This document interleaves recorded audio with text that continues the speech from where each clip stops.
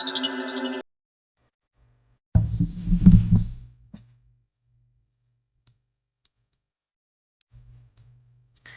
everyone, welcome back to my channel. Today we're gonna play a game that I found on itch.io from the creator of our favorite teacher's pet game with Gojo and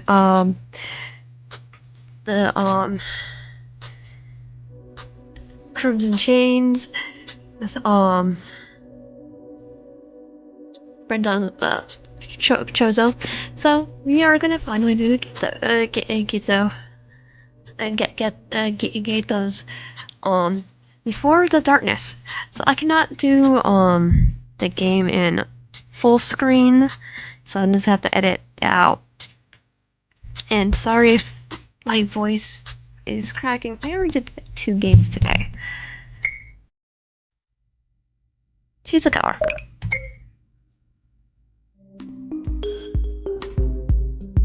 Geto Suguru announced a terrorist attack a few days ago. Since you were in Umanai, you knew it was only a matter of time before you were contacted to help. But what you didn't expect was for Gojo Satoru himself to be the one to call you. Nor did you expect the mirror with a frame made out of bones. You feel an eerie pull towards it, as though it's calling out to you. The frame rattles softly, almost as if it's alive. Creepy, right? Gojo! Gojo's voice startles you from behind, his breath hot against your ear. You jump and shoot him a glare, but he only chuckles, clearly amused. He steps closer to the mirror, towering over you. He was towering over. He was already tall when you met him years ago, but now he's even taller, more imposing. He looks different, yet somehow still the same. Maybe it's the boyish, mysterious look that never quite leaves his face, or the bandages on his eyes. It does never that change. When did the skull get this? 2 years ago, I think.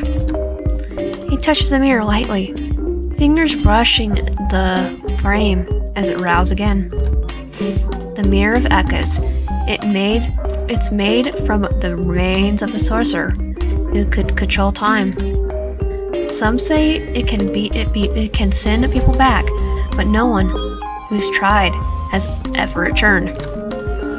You frown, your curiosity piqued. And how exactly is this supposed to help me into the future?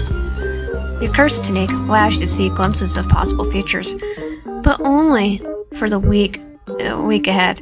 Within the attack looming weeks away, that won't be enough. It's not guaranteed to work, just a hunch of mine.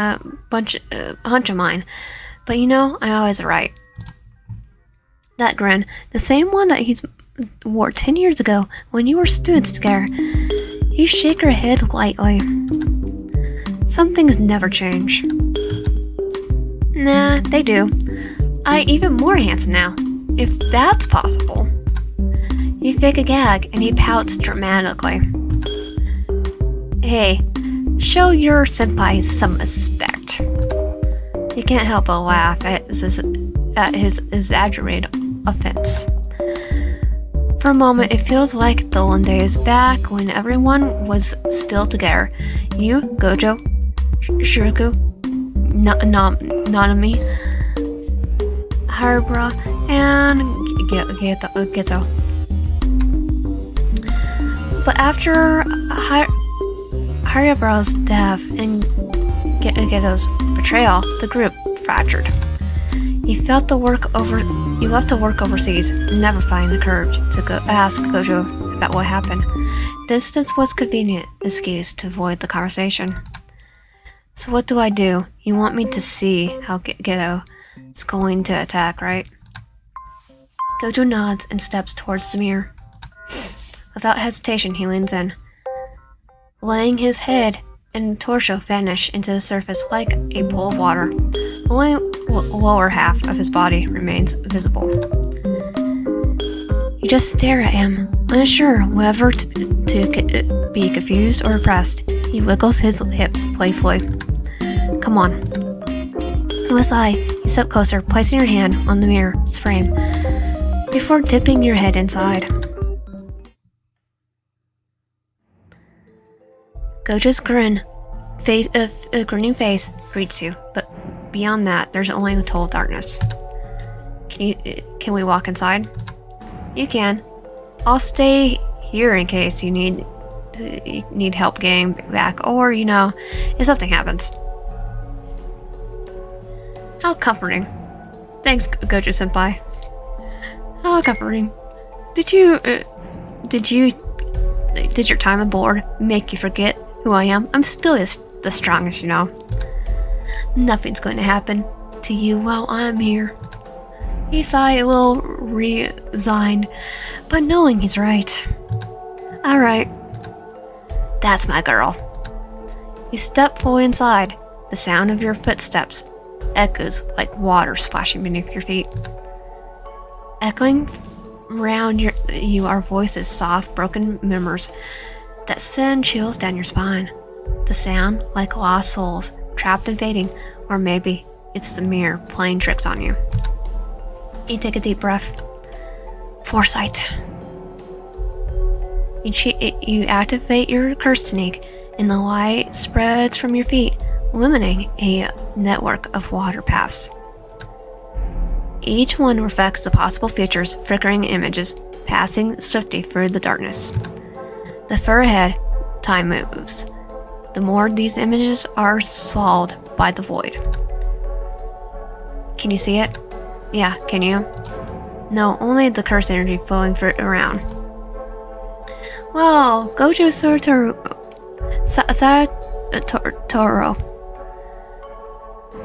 the bearer of the 6 eyes, can't see something shocking.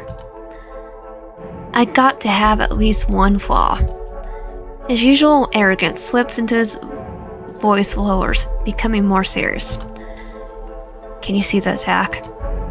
I'll go check. Don't go too far. You follow the water until you see the beginning of the attack, the curses flooding the streets. And Geto, he looks so different from the boy you once knew. The kind upperclassman that helped you when you were facing your own demons, close to doing something reckless. That hid his own problems, even when he himself was suffering so much. The boy that you fell in love with. Your heart hurts as you see the possible futures.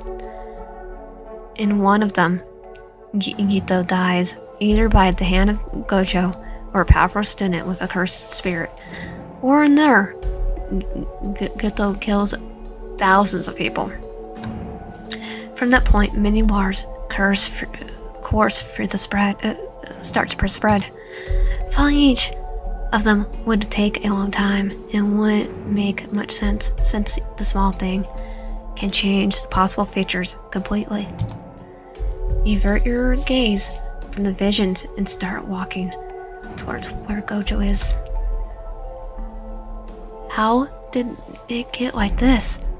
It's all began with Rikako Amari's death and spiraled downward from there. If only you could you paid more attention. If you assisted more time. If you assisted more when Geto started to isolate himself. If only you could change things. A flicker in the water catches your attention. It's you jumping into the water, diving into the past to meet younger Geto. Your heart skips a beat, and you drop to your knees, tracing the water paths with wide eyes. Hey, what did you see? You follow the vision backwards, piercing together how it works, reversing the curse technique. That's the key to accessing the past. I can go back. What? I figured out. If in one of the timelines I go back to the past, it's possible. You can feel Gojo's shock, even through the bandages covering his eyes, without giving him a chance to respond. You activate your technique. Curse snake, reversal, remembrance. The single path glows brighter than the others, guiding you towards the past. Your heart pounds as you step forward. Gojo grabs your arm as you walk past, his body still half outside the mirror. Stop. That's the past. It's done. I watched Back to the Future. I think we'll be good. We blamed ourselves for not helping him. I could fix it. He tried to pull away, but his grip tightens. His voice softens as he says your name. We don't know what this will do to you. You glance at the splitting features behind you, all flickering and shifting. You could check what happens, but your curse technique is already draining. Time is slipping away. You could end up trapped here, lost forever, just another voice in the darkness. But something inside urges you forward. You have to go. If I could pull this off, I'll save so many people. I'll save Geto. I refuse to give up on him. Silence lingers towards you, between you. You never stopped loving him, didn't you? No. Slowly, Gojo loses his glurp, sighing. You better come back in one piece. Deal. You nod, even though you both knew it was a gamble. Everything started with Emma-Gary. Emma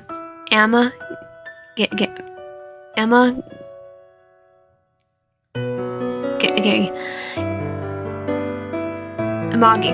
Okay, no, it's Magi, right?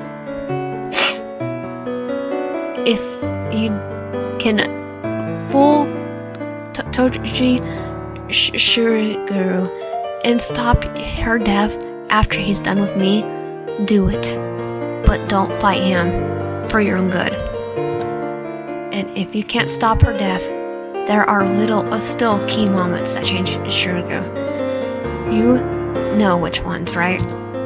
You nod, going on missions alone, absorbing the curses, isolation, Hariboru's death, Yuki, Suzumu, the village. You commit them to memory. Try to imagine a future where none of that happened. Maybe it was all preparation to this. Focus on Suguru. Don't mess with anything else. We don't want to trigger something worse. It'll be fine. Back to the Future. He hesitates before adding softly. And don't die. I'll try my best. Gojo pauses again, his voice quieter now. Be better friend to him than I was. I'll make you a better friend too. He laughs, the sound almost bittersweet. Good luck with that. You know how I was. You're still the same now. He sticks his tongue out, and you laugh for a moment, and the tension lifts. I'll see you. Gojo nods as you begin to walk away. His voice calls out one last time. Tell my younger self how handsome he is.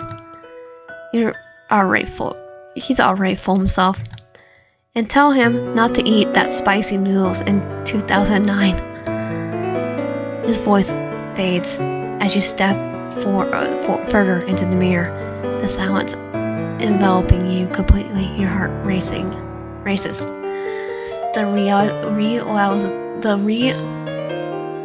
The realization hits you with a wave.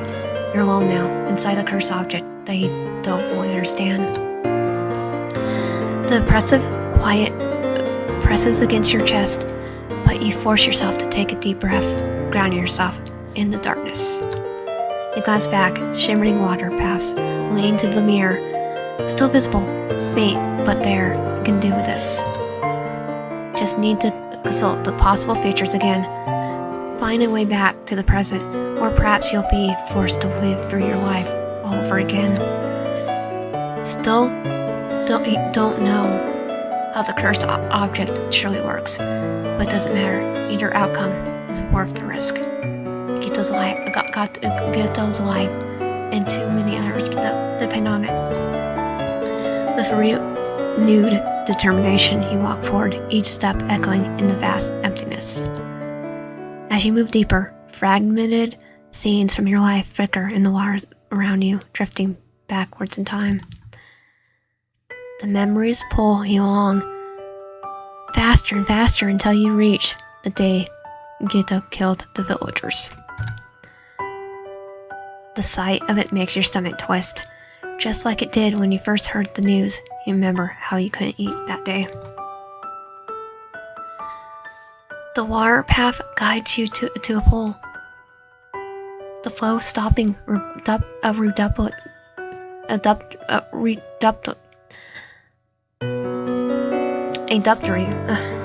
as though the time itself hits a barrier.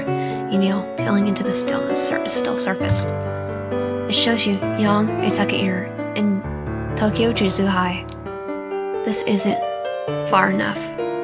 To save Amagi, you need to go back to 2006, but that door is close to you. You exhale, slow and steady. You have to save Agato anyway. The final breath, you steady yourself, resolve, and jump into the water. The cold enveloping you as the world shifts once more.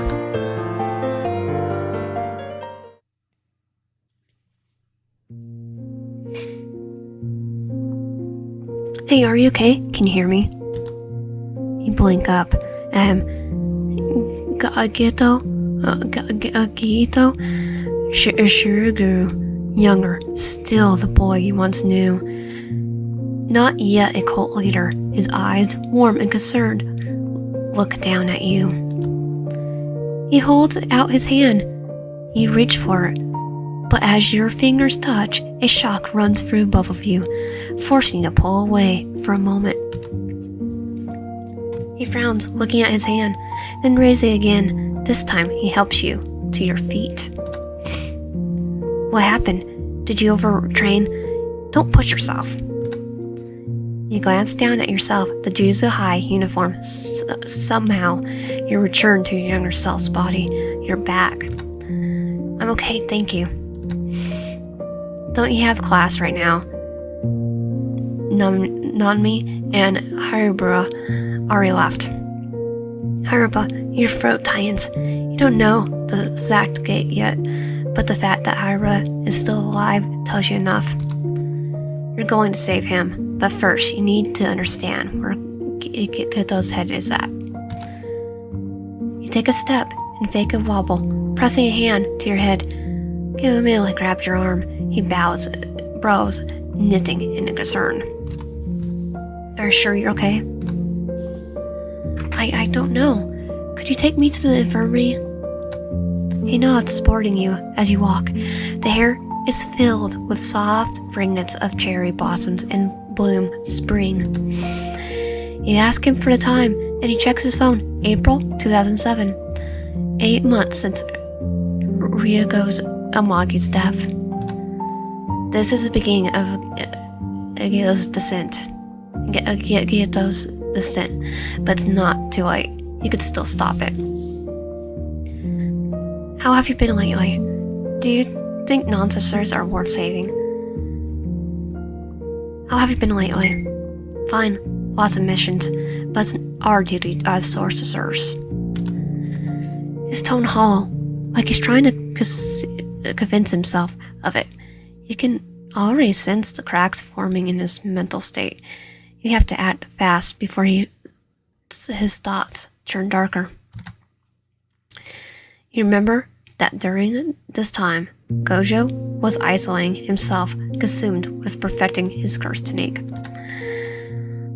Geto was starting to do the same. He can't let that happen. He tried to change the subject, offering a lifeline. Let's get some ramen together later. I'll invite the others. I can't. I'm really busy these days. Sorry. He brushes off your efforts, distancing himself, just like he feared. Take care of yourself, alright? When he leaves you at the infirmary, a knot forms in your stomach. He's already starting to isolate himself. You need to find a way to stay close to him by his side before he slips further away.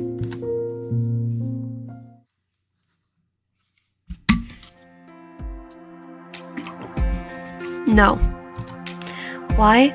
I might not be special grade like Geto, but I can help. Let me be his partner. The missions Geto and Gojo take are too advanced. It's better if they handle it alone. You're still a second year. He bit your lip, frustrated, bubbling inside you. If you told him you were from the future, would he believe you, or would it ruin everything? Principal? Professor, you know my curse technique, right? Of course. You could see different timelines. He pauses, his eyes narrowing slightly. Did you see something? He nodded slowly. Amagi's death affected Gojo and Geto more than you realize. They need some guidance. If not you, then someone who can help. But more than that, Geto needs a friend. Someone he can confide in. Please, let me be his partner. Yaga studies you. A frown deepened the lines on his face. You sound different, more mature. I came from the future. I'm more worried about them. Right, are you okay? Aren't you just at the infirmary? I'm serious. Do you know about the Mirror of Echoes? That's a myth. He doesn't believe you, he sighed, frustrated. To the mirror isn't even at Jujutsu High yet. You should rest more. Yeah, I guess so. Please, Professor, I'll be careful. You give him the best pleading expression, and he sighs. A good sign. Fine, but you need serious. But you get any serious energy, even slightly, I'm pulling you out. You can't help but smile. That tugs at your lips. Yes, sir.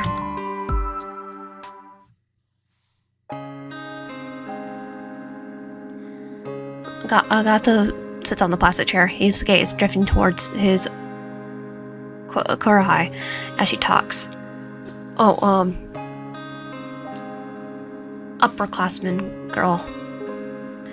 Underclassman. That's me. As she talks to the hospital staff, patients are being escorted back inside after another curse exercised. He isn't sure how long it's been since she started joining him on missions she wasn't even signed to. He had tried to protest, telling Yaga it was too dangerous, but she didn't belong in the same battles as him, but it fell on deaf ears.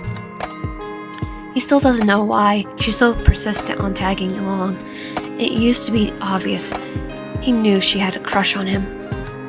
But now it feels different. She seems like a different person. No more fugitive glances or nervous stammering in his presence. If anything, he's beginning to wonder if she even likes him anymore.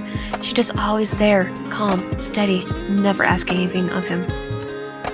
Even if he brushes her off, she finds him again, offering a walk around the campus or food after a tough mission. She never seems discouraged, even when he turns her down. It's almost like she's returning the favor for what he did when she was at her lowest. Can she see how close he is to breaking?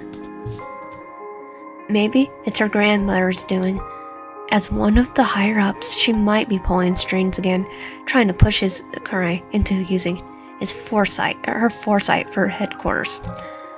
He remembers how that nearly broke her a few months back. Or perhaps she saw something in one of her visions, something about him. A feature where the darkness finally wins. It warns him a little to think she's trying to change it, trying to give him a better future. But deep down he wonders if that's even possible. It's hard to imagine anything good waiting for him.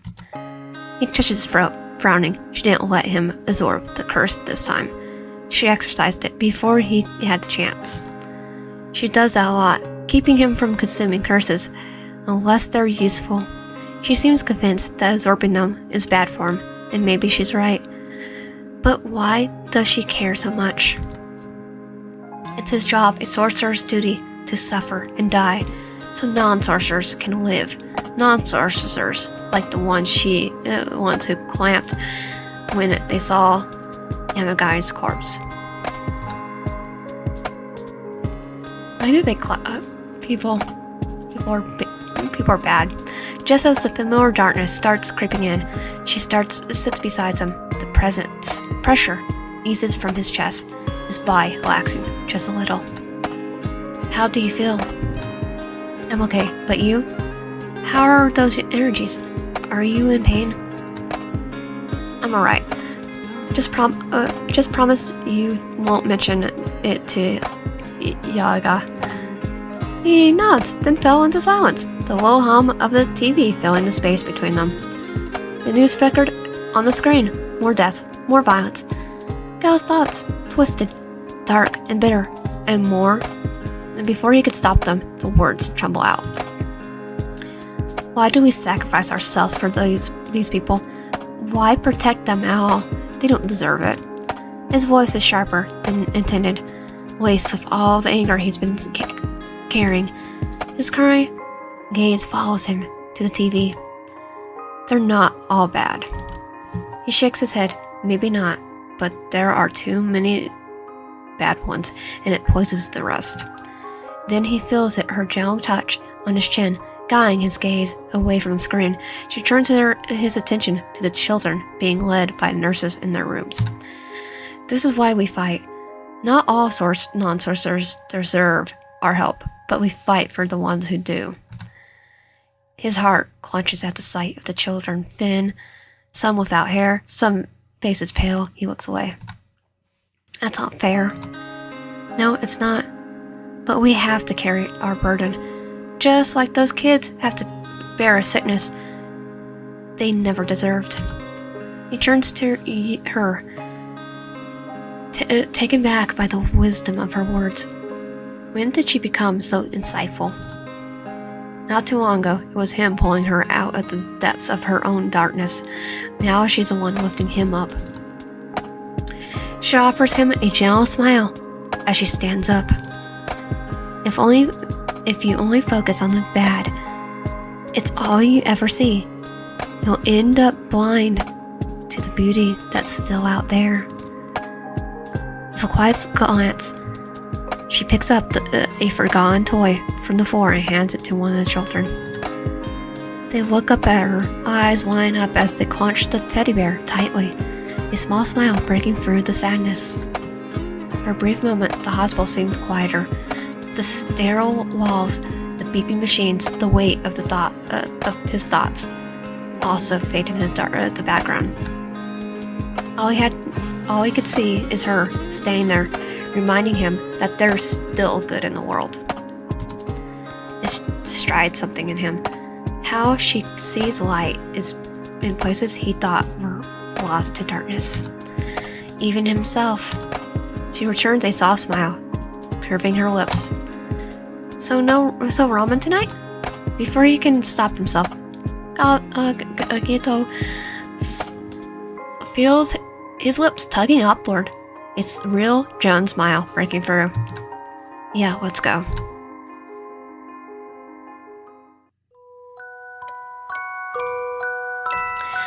Geto had almost forgotten about a Joan smile felt like, but now it seems to come more easily, more often.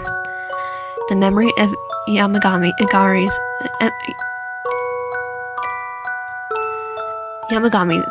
death. The clamping of those people as her lifeless body still haunts him. Dark thoughts still stir within, but the moment passed, he learns a lot about the EBB and flow without holding on to them. He owes that to his Konorai, who insisted that they join a 2-day Buddhist retreat. It taught him to let go, if only a little. She became the glue holding the group together, always organizing something to bring them closer. Even Namini can't escape her plans. After dealing with the cursed day in and day out, it's a relief to do things that feel normal. He only wishes Gojo would join them more often, but he's always so busy.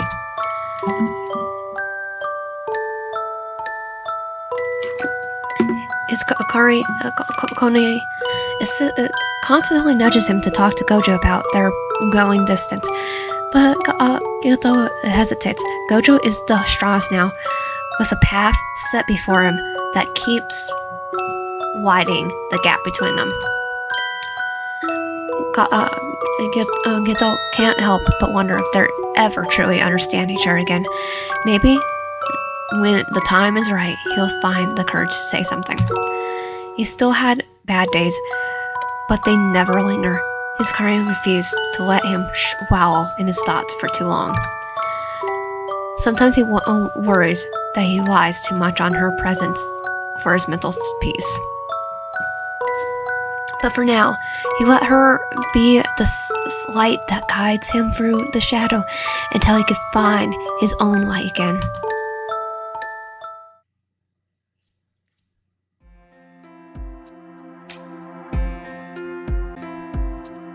So my throat is actually not scratchy, I'm not sick.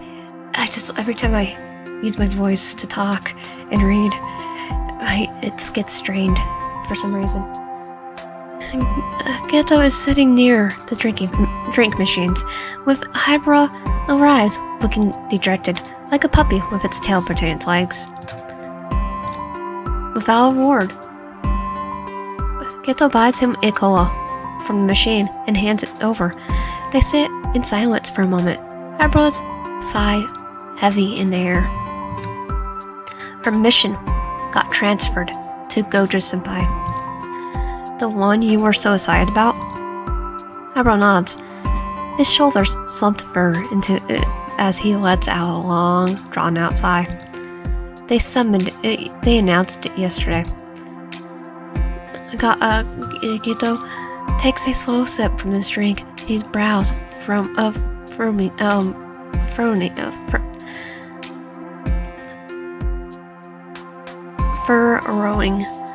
The higher-ups changed their minds?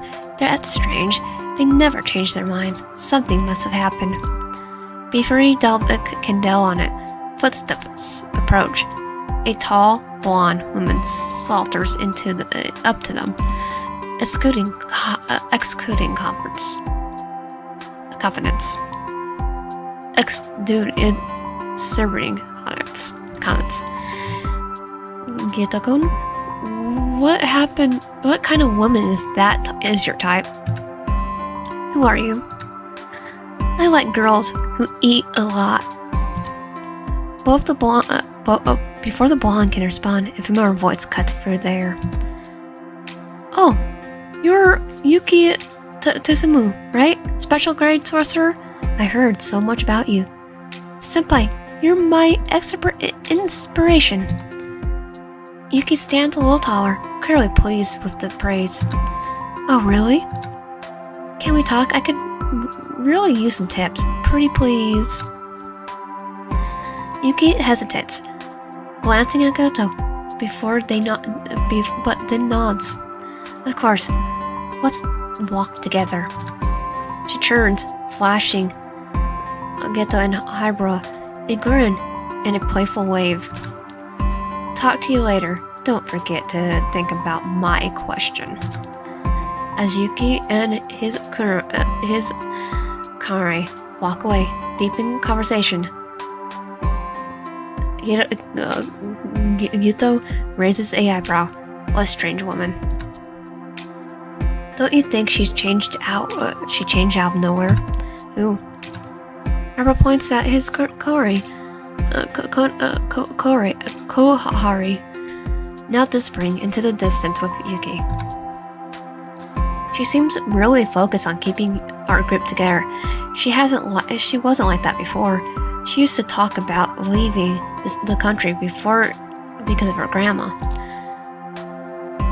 Geto glances down at the tiny phone charm dangling from his phone. What did she say the character's name was again?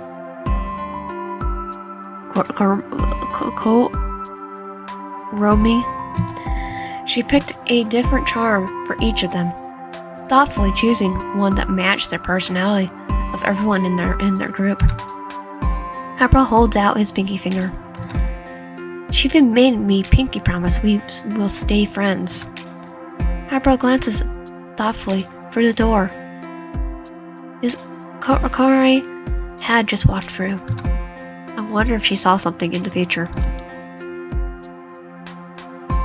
Geto follows his gaze, his mind churning. His Kare actions lately, quick, precise, almost like she knows what's coming before it happens. Yeah, maybe she did.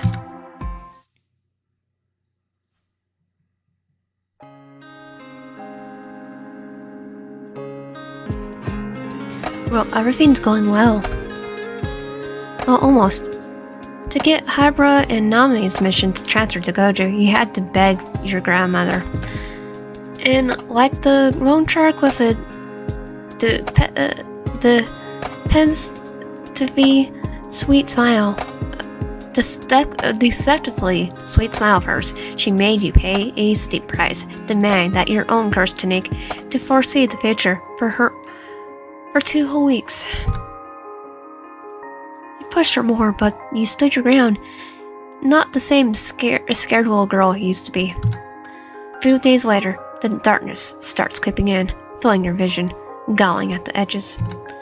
You think it's from all the cursed energy you've been burning daily for your grandmother's demands, combined with the energy you spend on missions with Geto. Every time you activate Foresight now, the darkness grows sharper, like it's gaining strength. You don't know what will happen when your curse energy runs out completely, but regenerating at a painful, slow pace and never quite to its full capability. It's like pouring water into a cracked cup. No matter how much you give it, it never is enough. He visits the school doctor, but they find nothing wrong. So you push the worry aside and focus on your mission. You're here for a reason, and you're already done so much to change Geto's path. It seems to be working. The group goes out together more. Geto's presence is more frequent, and his laughter less rare. Even Gojo shows up occasionally. The first time he saw you after you arrived, he'd comment on how strange your curse energy looked. But he quickly steered the conversation back to his friendship with Geto. You barely had time to get a few words in before he brushes you off, insisting he didn't need your help. Gojo, from 2017, had warned you to be different. Now, you understand. He'll be different than now. You understand. You accomplished so much, but there's still more to do. You can do this.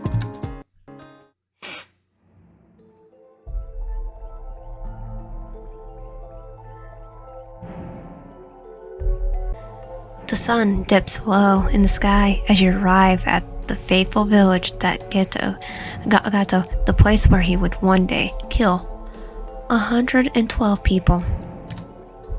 You activate your curse technique, peering into the possible future. A wave of relief washes over you as you realize that as long as you don't encourage him, Geto won't destroy the village. However, in some features, he hurt several villagers in a fit of rage. If you're going to get the girls out safely and avoid the altercation, you need to tread carefully. You deactivate your curse technique, but the moment you do, darkness swallows your vision completely. You hear a rushing sound of water. Your heart races. What is happening? Geto's voice cuts through the sound, calling your name, sharper and clearer. You breathe rapidly as the darkness fades, your vision returning. A sigh of relief escapes your lips. Geto's hands is on your shoulder, his eyes full of concern. Are you right? You look tired. You offer him a smile, reassuring smile, even though your legs feel weak beneath you. I'm fine. Think it's best if we split up. Can you handle the curse? I'll talk to the villagers. Alright, just don't push yourself too hard. You nod, watching him walk away. As you stare at yourself, you have to hold on just a little longer.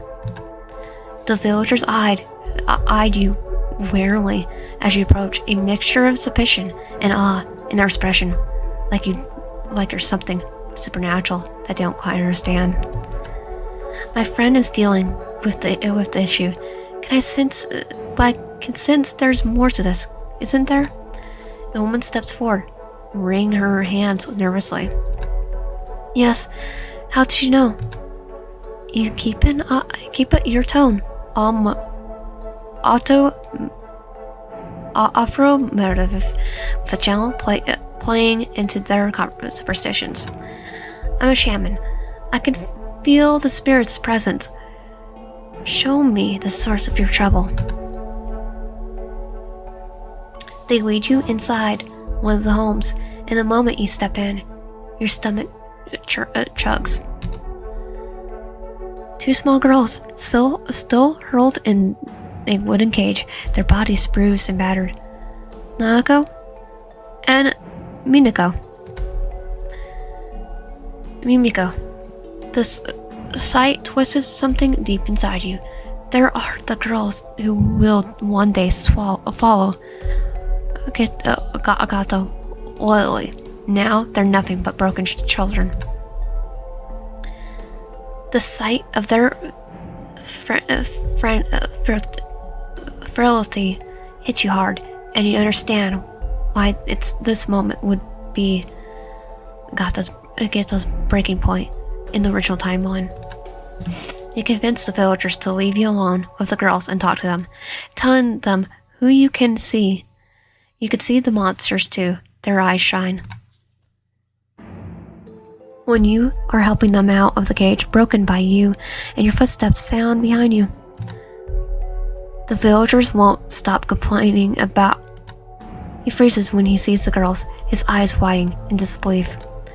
What did they do to them? Let's talk later. I'll carry Mimiko. You carry Nanako? I carry both. You're Nanako and I'm like, protect with all cost. I know it's not the Persona one, but protect with all cost. For a moment, he doesn't move. He's too stunned. His eyes glued to the girl's energies. Geto, focus. We need to get them out of here. Breathe. He closes his eyes, his chest rising and falling as he regains control. When he opens them again, he looks more composed. He lifts Mimiko onto your back, and Geto gently picks up Nanako. She wraps her small arms around his neck. How could they do this? I know. We could kill them, all of them. The rage in his voice matches the fire burning in your own chest. You have agreed.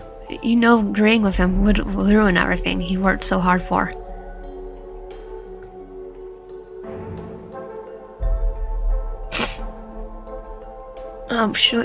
Scare the villagers might.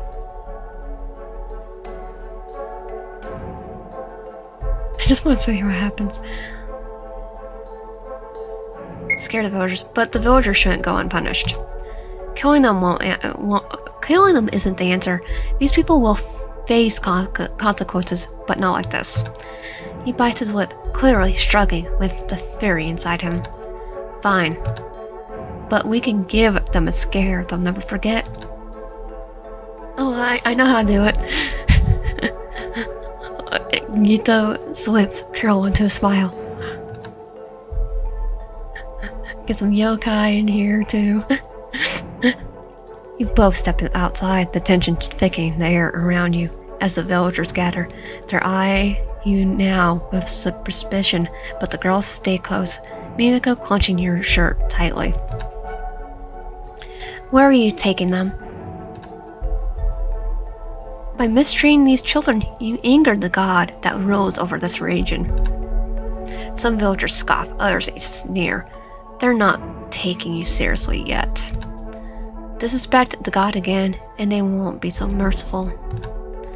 A few villagers spit on the ground, their expressions darkening. Don't tell us what to do. The dark rift opens behind Geto. The massive curse steps out. Nanako and Mimiko's eyes widen as they grip you both tighter. The villagers remain oblivious. They can't see it, but they can feel it. The cursed massive clawed foot slams into the ground, cracks spider webbing towards the impact. The earth shudders violently. A deep, rummaging growl vibrating through the air, seeing shockwaves towards the villagers. They scream, stumbling back, clenching each other in a desperate bid for bounce. See? The curse pauses, its glowing eyes fixed on the trembling villagers. Some drop their to their knees, heads bowed, their arrogance shattered. What do we do? You get hold. You just told us not to tell you what to do. Please help us. You get to share a brief look before turning back to the cowardly villagers. You start by demanding they apologize to the girls, watching as they stammer out pitiful, trembling apologies. Then, with a straight face, you list a string of abusive tasks they must complete to please the god. Things like climbing up a hill on their knees or gathering specific, impossible to find herbs before sundown. Tasks meant to break their spirits as they tried to break these children's. It's not enough to make up for their cruelty, but it's something. You and Geto carry the girls away, keeping your steps steady and careful. When you put enough distance between yourselves and the villagers, you slow your pace. What's going to happen to us? We're taking you somewhere safe. You don't have to be afraid anymore. The girls exchange hopeful glances.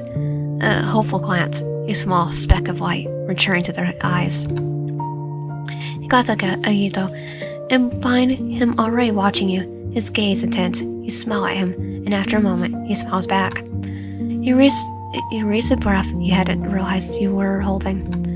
You did it.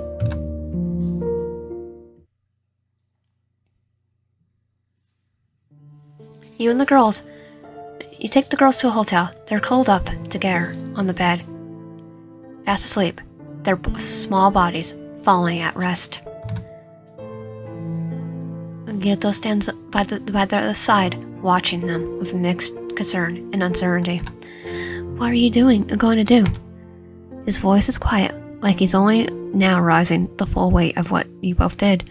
You wonder how he managed to raise them before, but you're certain he can do it again. Especially now, because this time he won't have to do it alone. In 2 years, Gojo will go after Minigami.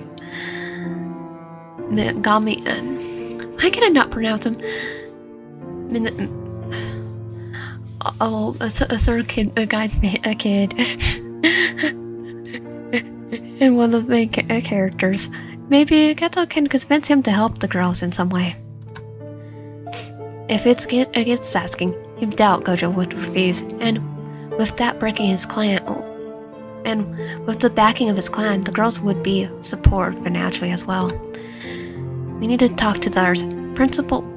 Professor Yaga will know what to do.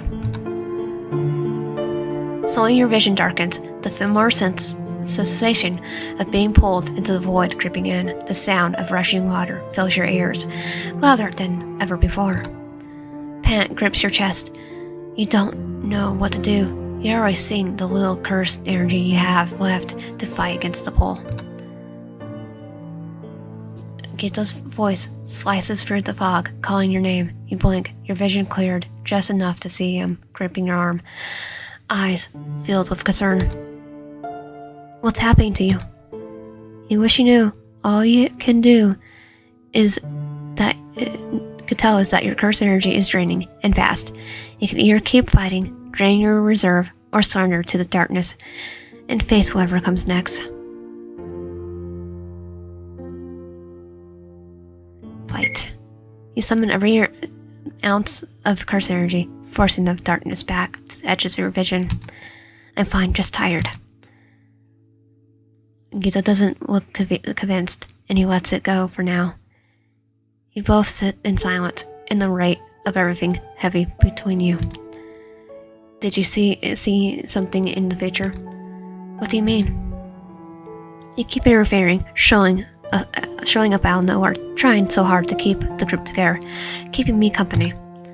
You hesitate, the answer branching on the tip of your tongue, wondering if you should really say it. But instead, you opt for something safer, something he can handle. I saw some things I didn't like. I was trying to change them before it's too late. Do you think it's working? You think of all the things they managed to alter and so far. The changes in Geto's path, the way his future seems brighter now. You smile, though it feels bittersweet. Yeah, I think so. He nods, and then silence stretches between you again.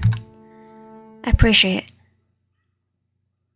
How you've been there for me. Things would have been so different if you hadn't been around. You did the same for me back then. I shouldn't be here if it wasn't for you. He pauses, as if to wait whether to say something more, but then he shifts. The moment slips away. Instead, you talk about everything and nothing.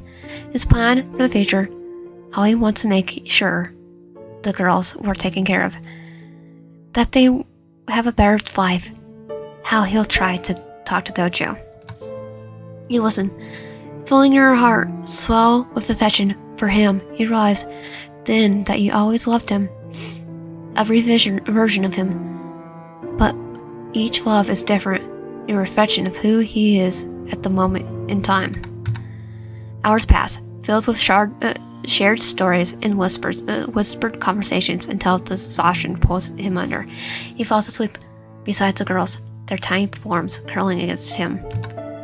That's when you feel it, the darkness, more persistent than before, creeping rapidly in your vision. Your chest tightens as you strive a cough, pain spreading like a dull ache. You need air.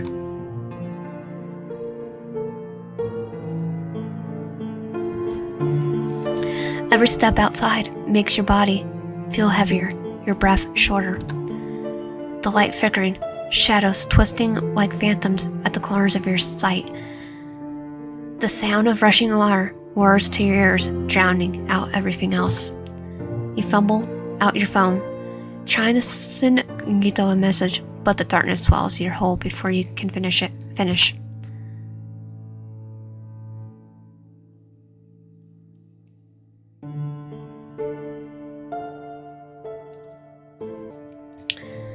Geto wakes up in the middle of the night. She isn't there. He tries to call her number, but it goes to voicemail. The girls are still asleep when he quickly steps out of the room. The streets are empty. The faint hum of the city noise is in the background, but no sign of her. The sticky feeling grows in his chest. Then he sees it, her phone charm. the one she always carries, laying on the pavement under the streetlight. His heart clenched. She wouldn't just drop it. Something's wrong. Geto stares at the charm for a moment. A cold unease crawling in his spine. He picks it up. His grip tightens. Where did she go?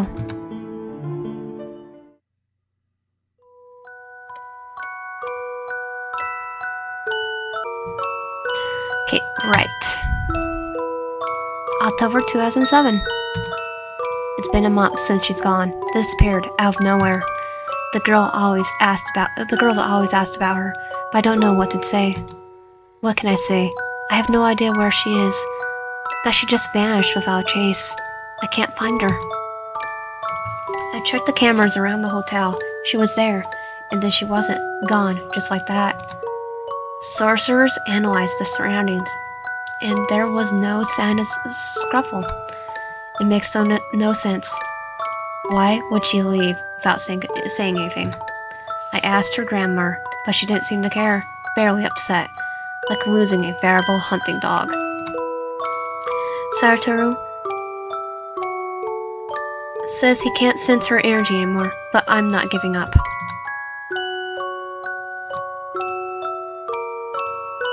January 2008. She's gone. I can't find her. It's been 4 months. It's like she vanished off the face of the earth. I keep relying on conversations or missions. Did I miss something? Could I have stopped her from leaving? Every time I think about it, I get tangled up in the what ifs. But that's not it. But there is never an answer. Sometimes I swear I find her. I see her. In a crowded street in the distance, just a glimpse, the back of her head or her profile. My heart skips every time, thinking it's her, hoping it's her, and then it's not, and never is. The hope disappears just as quickly as it came. It's pathetic, I know it is. I'm clinging to something that's already gone. Everyone says the same thing, move on. But how can I when it feels like she's still here, just out of reach? I even started visiting the places we used to go. I don't even know why. It's like some twisted part of me believes that I retraced our steps. I'll find her. That something will fall into place, but there's nothing. Just more emptiness. Right. September 2008. Following year at Jujutsu High. Shugo's talking about medical school. Satoru thinks he'll become a teacher, though I can't imagine him teaching anyone. Maybe I'll do the same, since the girls will be here soon enough.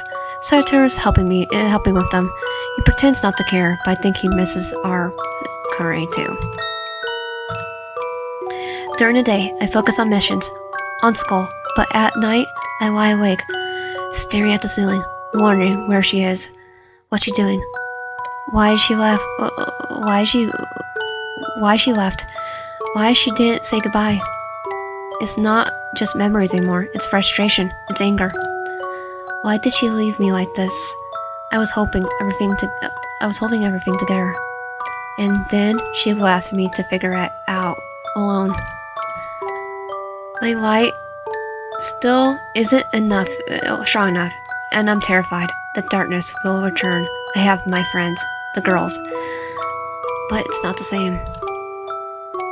Sometimes I wish she never came into my life at all, rather than leave me with this pain. Right.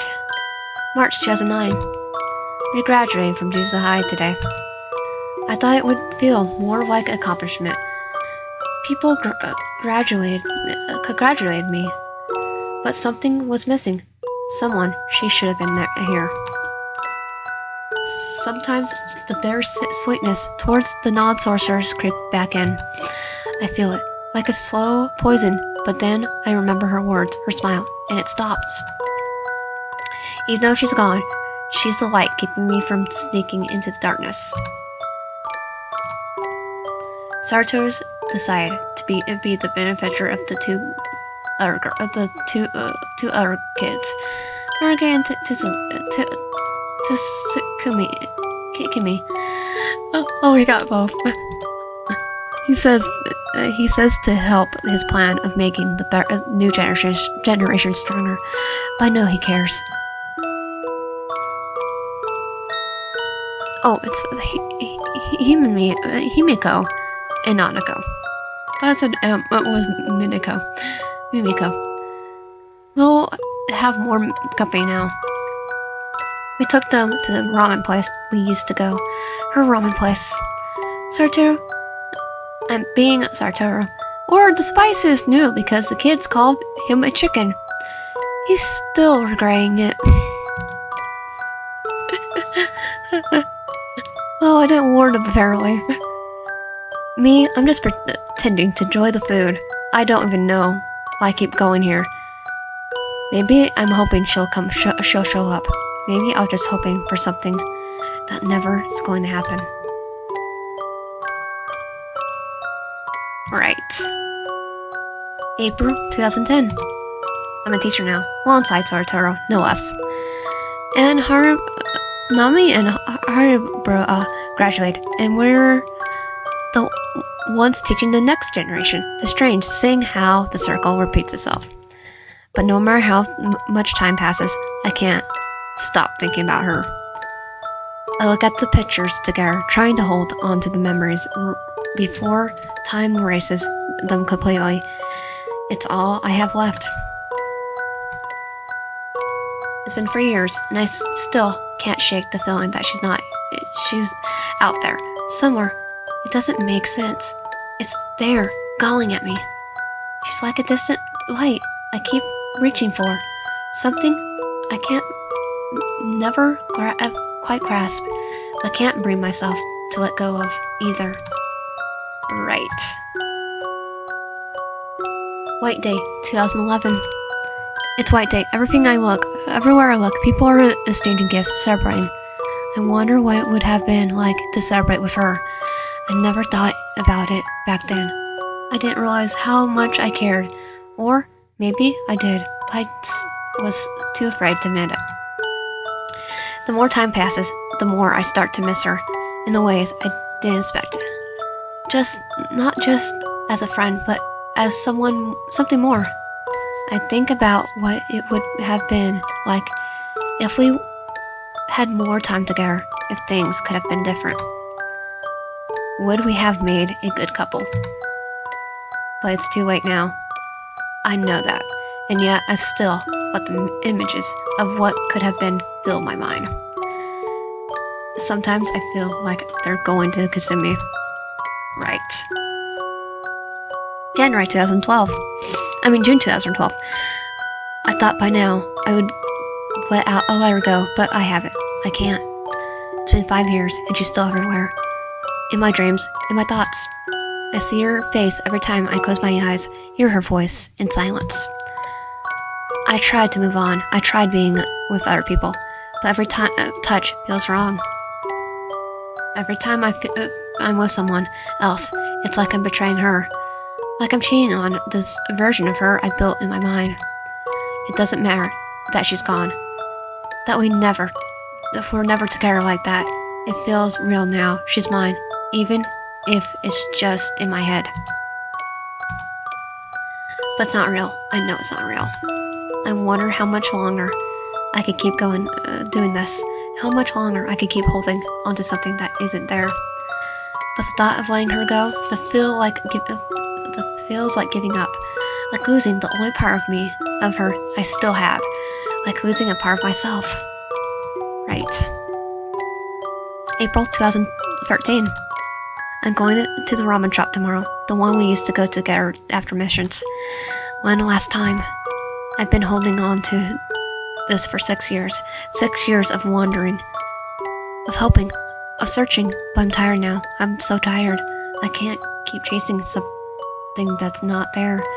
I can't keep living like this. So tomorrow, I'll go to the ramen shop. One last time. And then I'll let her go.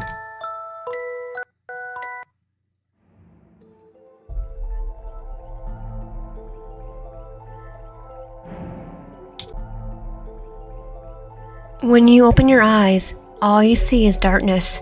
Your body aches, a dull, heavy pain weighs you down. It feels like you're drifting, floating through water. Your cursor energy tickles back. Weaker than before, but something. You close your eyes. When you they open again. You're standing in Tokyo.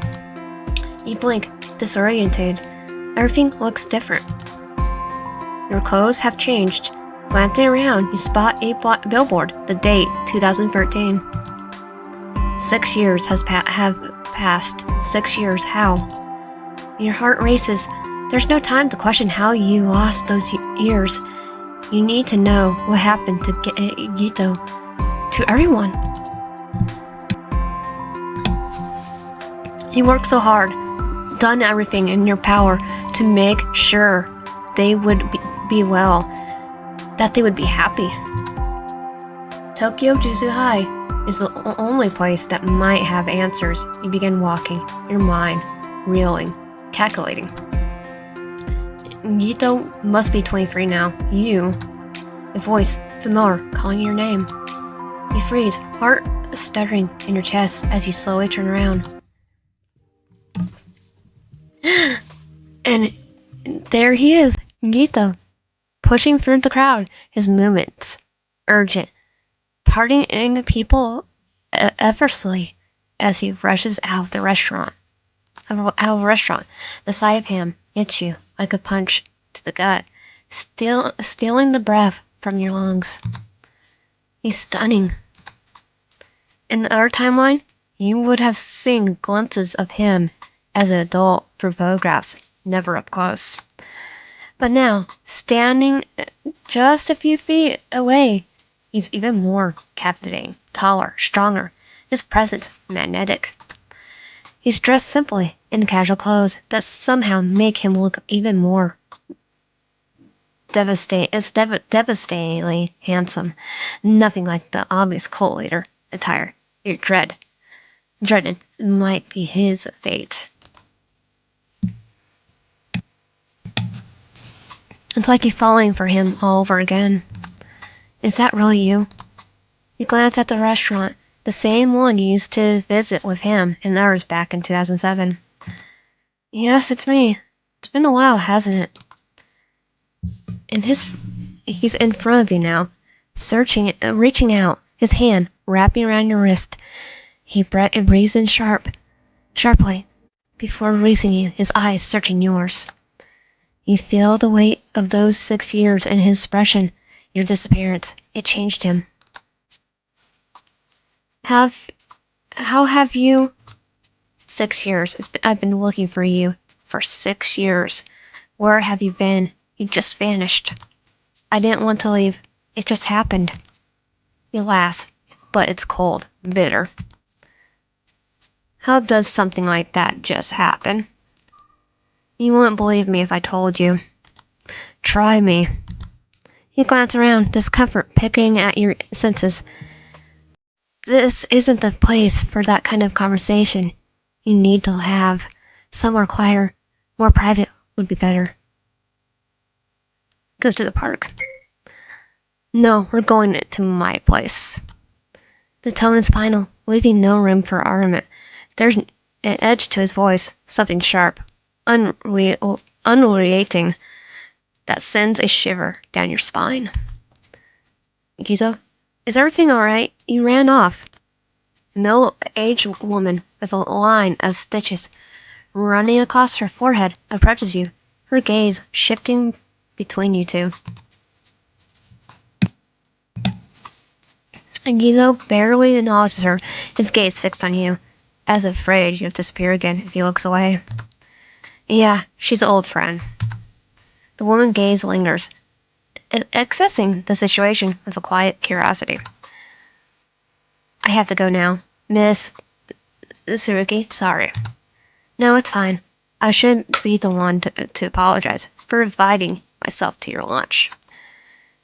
They bid each other a quick farewell, bowing slightly in unison before she steps back. Geto, this is a firm hand on your lower back. Come. He guides you towards the sleek black bike parked nearby. His touch gently yet insistent. Who is she? A neighbor. He glanced back at Geto, leads you away. The woman's remaining still on the quiet street. His pace quickens, urging you to keep up. So you're telling me you come from the future, through the mirror of echoes, to change the past, and now you're going to disappear again soon? Yes. He shakes his head, laying out a harsh laugh, but there's no humor in it. Do you actually believe what you're saying? Yuto, don't call me that. He cuts you off sharply, his voice like a whip, cracked in stillness. His eyes narrow, gaze burning into yours. You disappeared for 6 years. 6. I've searched everywhere for you. Every time I thought I had caught a glimpse of you, every time I heard your name, I felt like a tiny flicker of hope, only for it to be crushed, over and over again. You made yourself a part of my life, and then you just vanished. Do you have any idea what that did to me? And now you show up out of nowhere, talking about the time travel, cursed mirrors, and disappearing again like it's nothing. You really think I'm supposed to believe that? You really think that this makes up for anything? You left me with nothing, and now you expect me to just accept it? His voice cracks at the last words, the anger not fully hiding the pain underneath. His eyes meet yours, the depth of his hurt clear now. The words come out softer, but there's no less heavy. I waited for you for years, waited for you, and now you're telling me you're leaving again. He stepped closer, his voice dropping to a whimper, the edges of something darker curling around his words. If you're going to do this, if you're going to break me again, at least call me Suguru. You saw heart aching as you see the desperation in his gaze. Suguru, I know none of this makes sense to you. I wish I could explain it better. I didn't want this. I never wanted to hurt you. Then why did you? His voice strained, filled with a mix of confusion and hurt. You want to tell him more, explaining everything, but you know it won't make a difference. He won't understand, not now, maybe not ever. He let out a long sigh, feeling the frigidity of it all. I'm sorry, I need a rest. My head is fuzzy. His gaze softened a little, the tension in the room easing, but the pain lingers in his eyes. All right, can we talk tomorrow? I'll see you. I'll take you to Shoko. She could help. He nodded meekly, knowing there won't be any tomorrow for you here. Geto doesn't need you in his life anymore. Now after everything, he disappeared. Her disappearance hurt him more once, and you can't do it again. But you know you have to. He guides you to the guest room. It's sweet, spacious, and comfortable. You take a shower in warm water, smoothing your aching body, but it's nothing for the ache in your chest. You lay down in bed, staring up at the ceiling. You need to leave during the night. The clock blinks. 3 a.m. The apartment is eerily silent, and your heart pounds as you carefully turn the doorknob. You ease the door open, wincing at every creak and glancing nervously around the dark living room. Nothing but shadows. You take a deep breath and step out into the room, each footfall slow and measured. Your fingers tremble as you reach for the door's lock. The click of the unlocking echoes loudly, far louder than it should. And suddenly, a screeching noise pierces the silence, making your heart launch violently. A curse forms at the door, darker and sinister.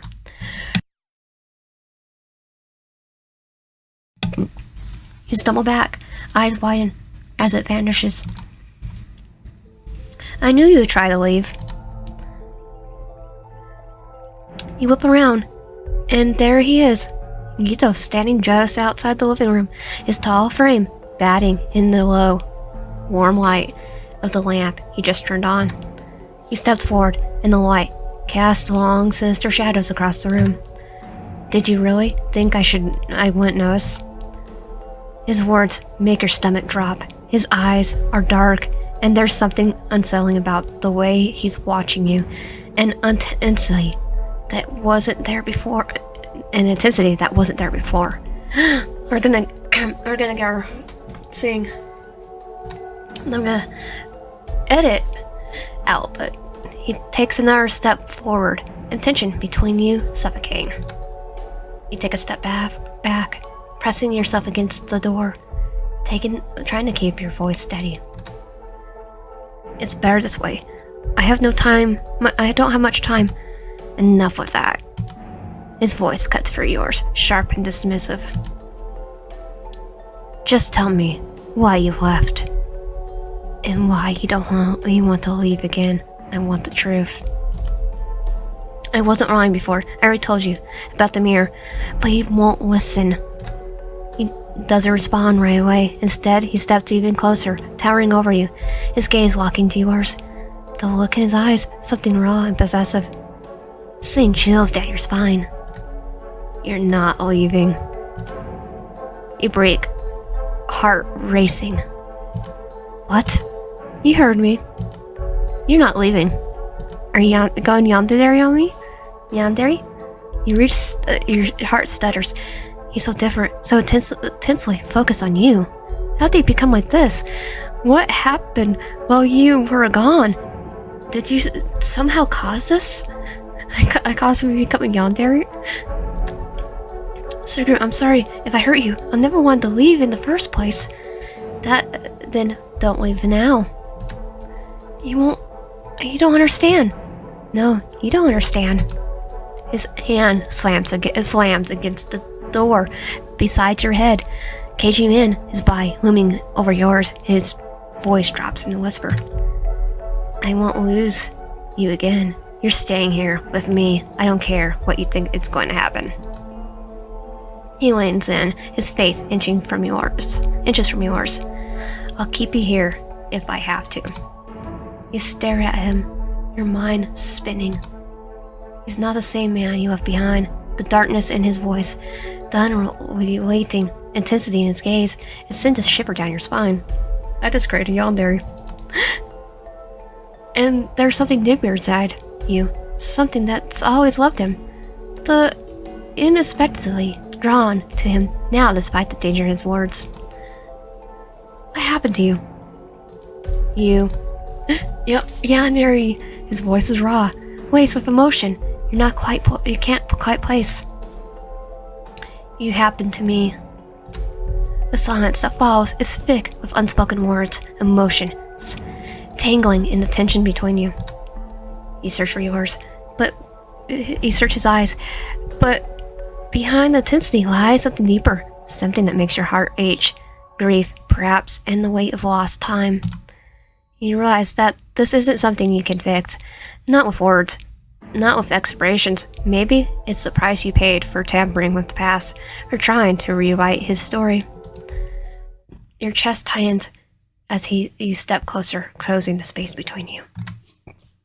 Slowly you wrap your arms around him, pulling him into a hug. His body stiffens against yours, as if he wasn't expecting the touch. You feel his heart hammering beneath his chest, the rhythm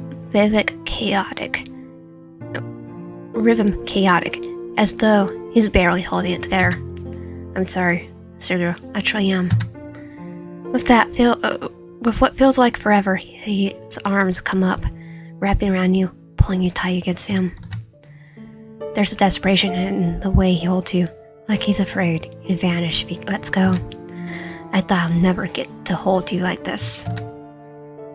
He breathes in a warm, his breath is warm against your ear, sending a shiver down your spine. You stand there, wrapped in each other's arms, there around you, humming, with everything left unsaid. Then, almost cautiously, his hand moves lower, traveling lower until your back, down your back until his fingers brush against your hip. The cat slips from your lips, sharp and briefly. You stiffen, your body responding immediately to the subtle yet intimate touch. Your mind swirling with the flood of memories of desires, all those feelings that you kept locked away for so long, now bubbling in the surface. Spent years of the original timeline wanting him, dreaming of what it would feel like to touch him. But it held so close you could feel his breath against yours, heartbeat against yours. And now here he is, touching you, holding you, everything you ever wanted, yet thought you could never have. All those suppressed desires is raising to the surface, like a tidal wave, trying to pull you under. Geto phrases, his fingers hovering slightly over your skin. You can't help but the way your body ages closer, the way you're trembling in his embrace, you can feel it all. Well, I know it's going to lead to something, but we're going to edit out, so. He pulls back enough to look at you, eyes dark and searching. There's something raw in his gaze, a mixture of disbelief and hope. Like he is afraid to trust what's happening, but can't help himself. Slowly, he lets his fingers brush against your hip again, finer this time, holding lower with deliberate intent. Your eyes flutter shut as a soft, breathless moan escapes your lips. The sound sends a jolt through him, a realization that makes him his heart race. You want this too? His words are laced with uncertainty, like it's still trying to wrap his mind around the fact that you're here, that you want him the same way he wanted you for so long. Yes. The words slip out, and you see something snap in his gaze. Before you could say anything more, his lips crashed down on yours, hard and desperate. The kiss filled with all the longing, all the frustration he's been holding back. His hands are everywhere, roaming over your body, as if trying to make up for all the lost time. He kisses you, like he's starving, like he's afraid that you vanish if he doesn't hold back until you tighten enough. He kisses him back, just as tensely, fingers dangling in his hair, pulling him closer. You could feel the desperation in every touch, every kiss, the way his body is pressing against yours, like he's trying to meld your very souls together. Years. I wanted you for years. His words are a low growl against your lips, sending shivers down your spine. You moan in the kiss, your body melting against his. Never thought the moment would come.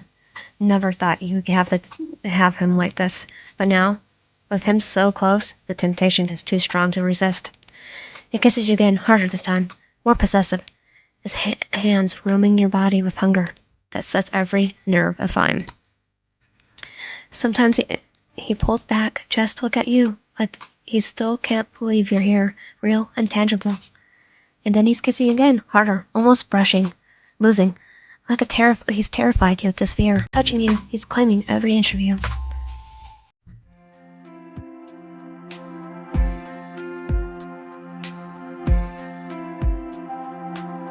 Geto and Gojo stand in the doorway watching their kunai asleep, the early morning light spilling softly into the dark room. Is it really her? It's really her. Gojo's voice is uncharacteristically quiet, his usual playful tone absent. But her curse energy, it's strange. I noticed it when we were students, but now it's clear. There's this weird pattern to it, like it's being sucked away. To where? Further than I could see from here. Is it a curse? No, nothing like that. It doesn't feel like a curse at all. If I had to guess, maybe a cursed object. Geto's brows furrow. Could she have been telling the truth after all? The mirror of echoes, the time travel, her disappearance. It sounds like a desperate excuse. But now, standing here, something galls at him. Could she really be running out of time? Can you follow the trail? Yeah, but I don't know how long it'll take to find the object. It might be further away than we think. I'll stay here with her. You go check. Gojo shifts slightly, his head tilting down as if he was studying Geto more closely, despite the bandages hiding his eyes. Then slowly, a smirk curls in his lips, the tone dripping from something tasty, almost mocking. Sounds like you're trying to get rid of me, Suguru. He leans in a little closer, his voice lowering in a conversational whisper. Eager to act on those fantasies of yours? You already locked her in here, haven't you, Kinky? Shut up. We already had to edit it out. She's just in her sleep, a soft murmur escaping her lips. Both men freeze. Her breathing deepens again, and she remains still. Go out before she wakes up. But I want to chat with her too. I miss my little hi. Get out. Gojo throws a full weight against Geto as he walks towards the door, making it harder to shove him out. The butthole has been acting like this difficult, even in the smallest of moments. Geto forces him into the living room, but his eyes keep flickering back to her. Just before he shuts the door, he lingers, letting his gaze trace the lines of her face, memorizing her as if she might vanish the moment he looks away. For 6 long years, she was a ghost in his life, a painful memory that haunted his every moment. She had vanished without trace, and now she's back. He needed Gojo to confirm that wasn't some cruel illusion, and that she's real. And she's telling the truth. If time really is running out for them, oh, he won't think about that. He won't let that happen. He'll fix this.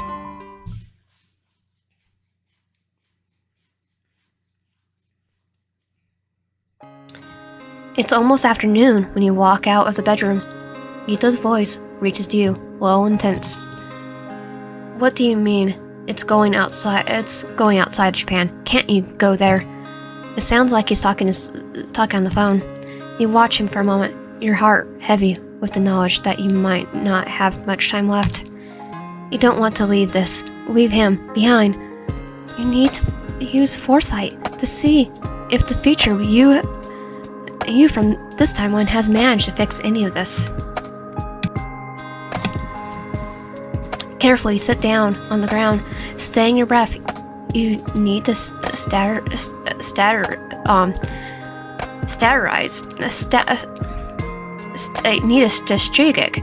and not drain too much curse energy. Take a breath. You activate your curse technique to feel more sedation washing over you, pulling your consciousness towards the possible futures. Normally, you could see weeks ahead, but this time all you see is darkness, thick and all-consuming, spreading across every future path like a void. It's closing in further than you anticipated. Panic claws at your chest. The sound of rushing water echoes in your mind like a distant warning that darkness is already close, threatening to devour everything. Suddenly you hear the name muffled in distance as if underwater, then a hand grasps your arm, drowning you. You blink your eyes open. Gito's there, kneeling in front of you. His eyes widen with fear. You are disappearing. You nod, your voice weak, barely more than a whisper. Yeah, like I told you.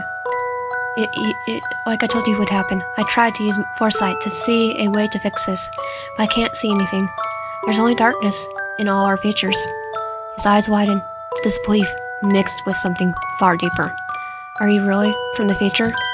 A small, humorous chuckle escapes you, though it offers no comfort. Yes, from 2017. He stares at you, his mind racing, as if only now putting the pieces together. What happened in 2017? You didn't tell him before, but now he asks. He deserves to know. In my timeline, you became a curse user. You announced a terrorist attack in Tokyo, Kaito. Gojo wanted me to use the Mirror of Echoes to predict your moves, but I found out I could go back in time with it instead. He stiffens, shock flickering across his face, disbelief clouding his gaze, his lips parting like he's about to speak. But no words come out. He just stares at you, as if trying to reconcile this version of himself with what you're saying. I always believed things would be different if you had support after Megari.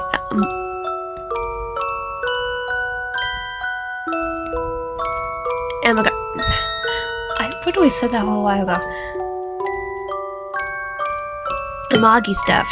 I took a chance, and I guessed I was right. He sighed for a moment. When he finally speaks, his voice is quieter, more frail, as if the weight of the realization is too much to bear. You did this without knowing the consequences, sacrificing yourself. You did this all because of me. Your heart aches, and you nod. The words you felt back for long finally spelling out. Yes. And I watch Back to the Future. Another pause. He reaches your face, looking for an answer to a question he's afraid to ask. Why? You take a deep breath, your voice steady despite the trembling inside. Because I love you, Suguru. I always did. His breath catches shakily as he's been hit with something that wasn't prepared for.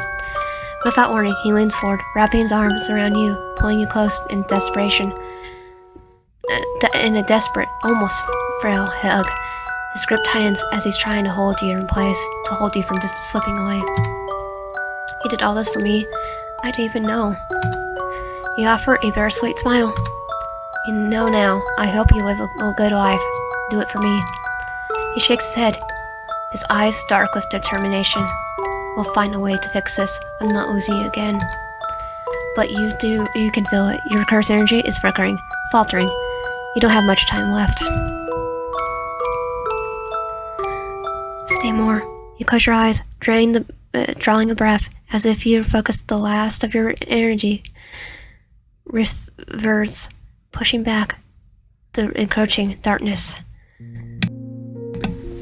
When you look at him again, Geto's expression softens. He leans in, his voice breaking through the silence. I love you too. It's not a confession, it's a promise. He holds you close, and time seems to melt away. Hours pass in the quiet comfort of each other's presence. Now Geto sits in the chair before you, his both shoulders relaxed as you gently comb through his long, dark hair. He leans back, eyes closed, rare expression of peace in his face as you work. Brush moves in steady strokes, your fingers trailing softly along his scalp. You take your time, memorizing each curve, every strand. It seems intimate, almost sacred. Ask about the girls. They're in school now. Since they're constantly on missions, they live with Megami and Kakami Suguru, Satoru's proteges. They're a governess, so they well taken care of. They have a governess, so they're well taken care of.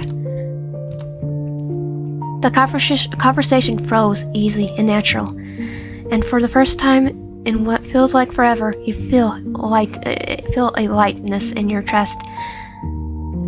Everything is working out. Your sacrifice isn't in vain. You glance at Geto. It catches your smiling. Are you smiling? I'm just happy. You cuddle together in bed, your head resting on his chest as he holds you close, but your strength is fading. You cough, and when you pull your hand away, you see the blood smearing across your palm. Geto splits up, immediately, panic flashing his eyes. I should have taken you to Shiroko. You shake her head, your voice barely in a whisper now. It's okay. You lift your head, meeting his lips with yours in a soft, lingering kiss. There's a finality in it, a goodbye, wrapped in a touch, something you wish you didn't have to give. Goodbye, sugar.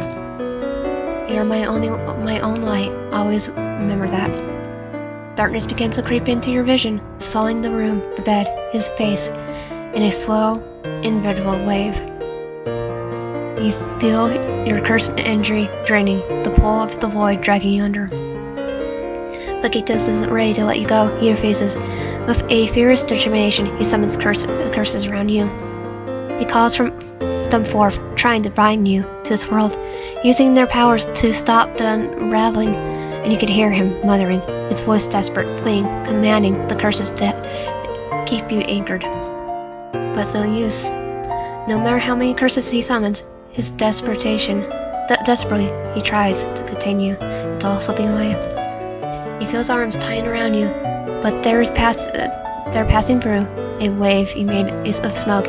He's clinging to you, trembling as he watches you disappear before his eyes. No, please! His voice breaks, filled with raw anguish, but the darkness takes you away, enveloping everything. You try to speak, to say something, everything, but the words don't come. Your voice is lost in the void, just like you. Weak, trapped in endless darkness, you call out, but no one answers. The end. I know there's other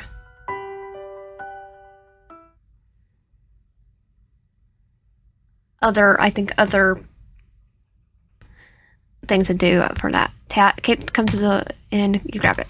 You have a feeling that you should give it to someone.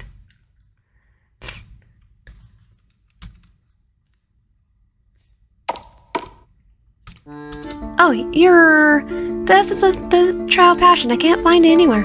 Oh, hey, you're back. Let's have a talk.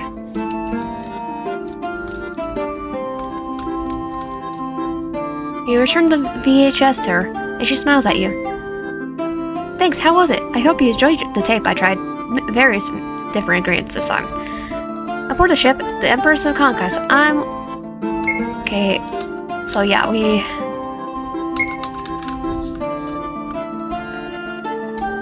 Okay, if you like my content, please subscribe, like the video, it will help a lot, and comment down below.